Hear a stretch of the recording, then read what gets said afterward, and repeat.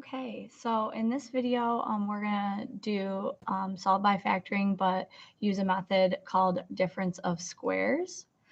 So just like our prime factorization that we were doing in the last two videos, you want to make sure that the equation equals 0 before you begin. And you want to keep the x squared positive. So if we're looking at this equation here, I am going to start by subtracting the 25 on both sides. So that 4x squared minus 25 equals 0.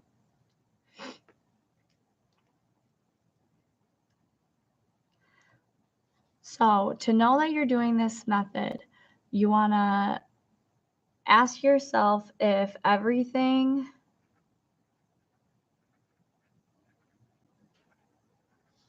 in the problem is a perfect square.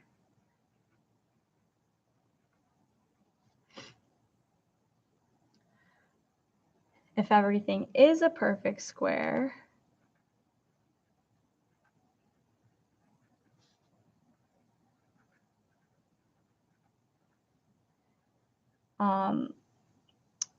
do the difference of squares factoring. If everything is not a perfect square,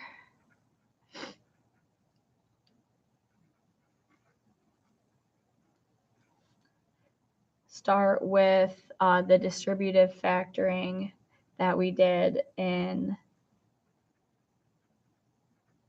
the last video. So to know that something is a perfect square, so examples of perfect squares is it's the same number multiplied by itself. So like 1 times 1 equals 1, 2 times 2 equals 4. So 4 would be a perfect square and 1 would be a perfect square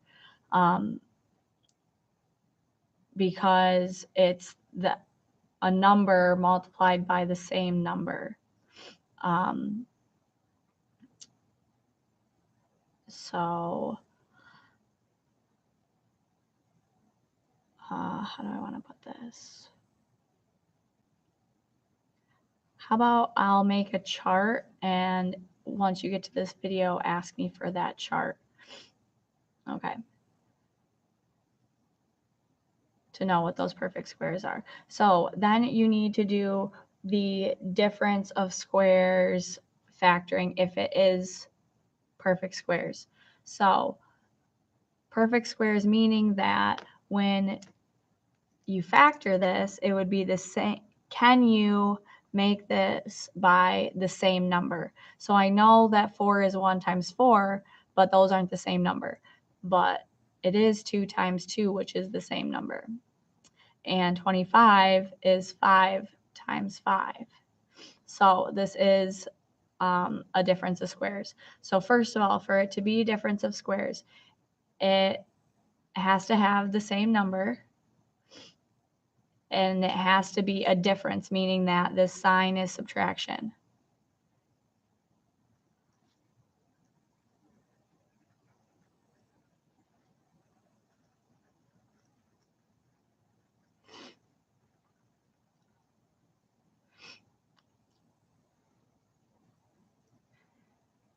So when you do this, so if I go ahead and factor this, what you've got is you've got two sets of parentheses.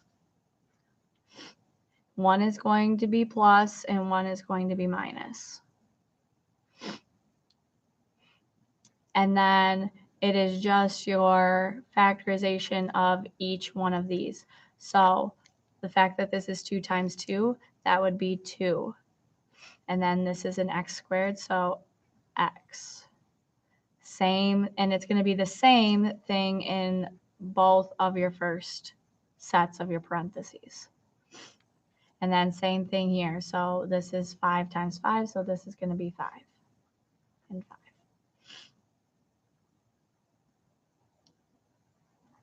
And then that equals 0.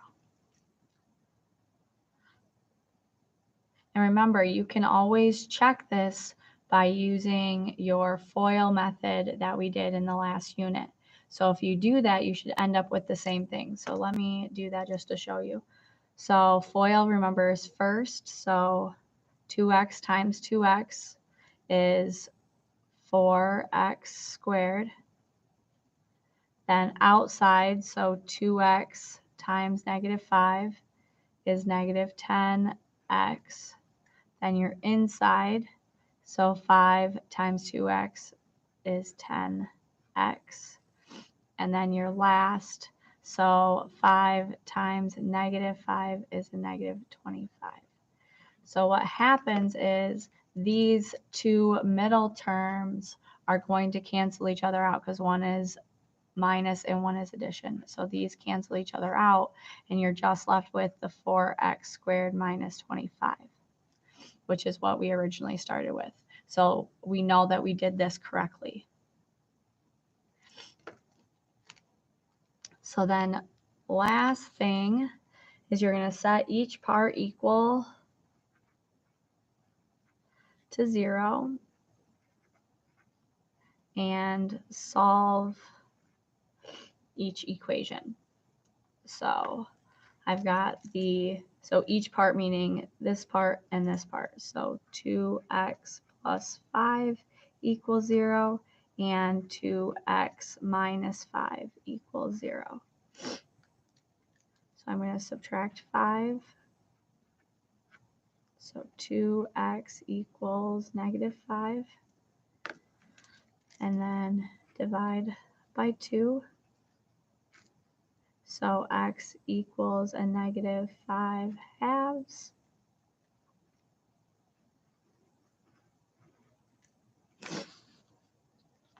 And then same thing over here. So this time I'm going to add 5. So 2x equals 5. And then divide by 2.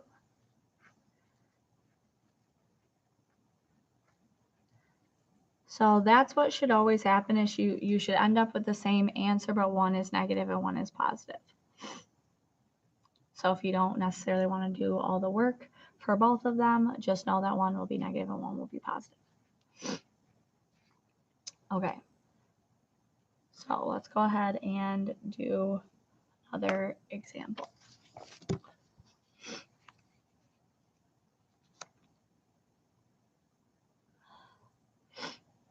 Okay, so I want you to do number 1 on your own.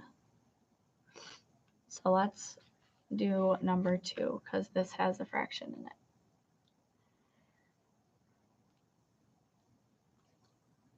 So now this is already set equal to 0, so we don't have to do anything there.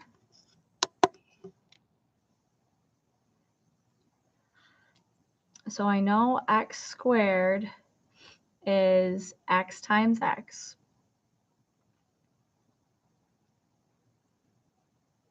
And then 1/4. So you can figure out what your that is by plugging this into your calculator. So if you do second and this x squared button, that's right here, it'll be your square root symbol. And then 1/4. So that's 0.5. If I want to change it to a fraction, go to your math button and then enter, enter, and it will change it into a fraction. So it will tell you what that value is. So 1/2 and 1/2. Meaning that your two sets of parentheses,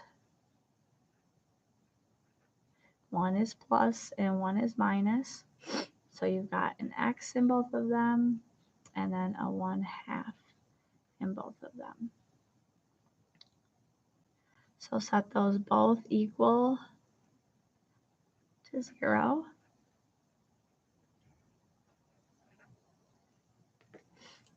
And then solve. So I'm going to subtract the 1/2 on both sides. So x equals a negative 1/2. And like I said, the other one will just be the opposite. So because this one was negative 1/2, this one is going to end up being positive 1/2.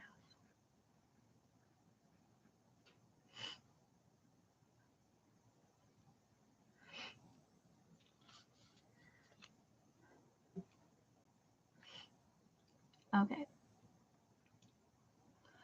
So number 3. First thing that we need to do is set this equal to 0. And you want to keep your x squared positive. So as you see here, we don't have an x squared. So if that's the case, you want to keep your bigger exponent positive. So this one is cubed and this one's just to the first power. So I want to keep the x cubed positive. So I'm going to subtract the 121x onto the other side.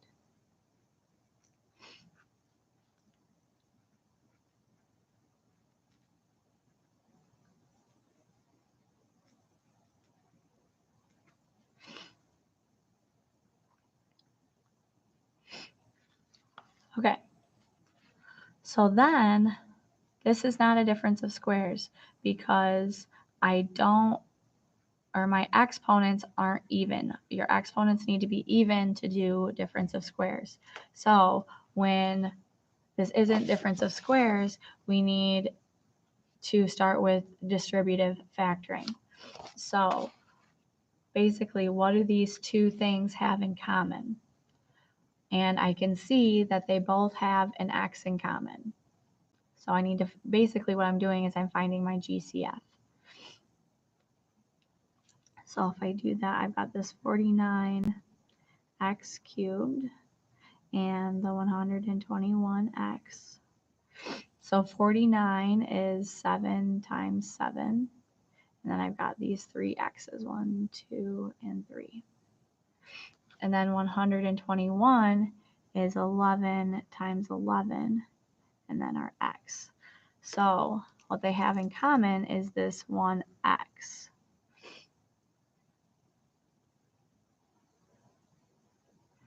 So I like doing it like this for some of the little bit more complicated ones like this because then it will also tell you what goes in your parentheses. So first of all, what we have in common comes outside the parentheses. So, and then we're going to have still our 2 sets of parentheses. And then again, one is plus and one is minus. So now I look and just at this top row and I've got x times x and 7 times 7. So I pair up so that I have one of each in each set of parentheses. So meaning that I've got a 7x and a 7x. And then in my bottom row, I've got 11. So meaning plus 11 and minus 11.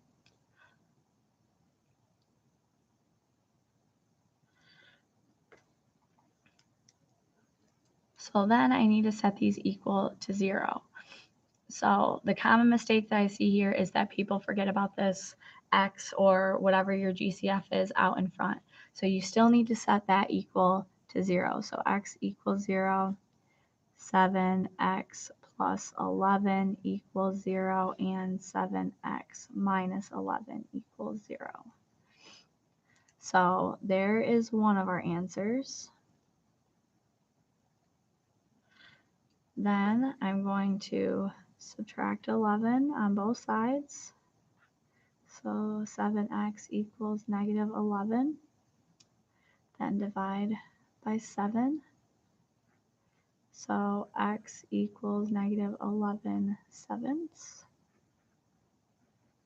And then this one's just going to be the opposite. So x equals a positive 11 sevenths.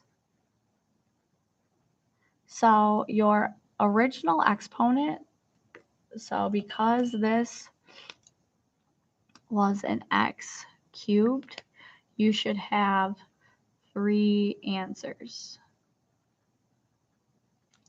Because this is squared, you should have 2 answers.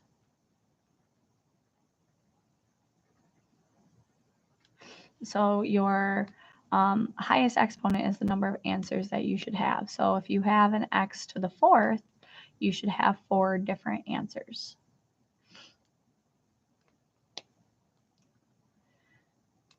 Okay, let me know if you've got any questions.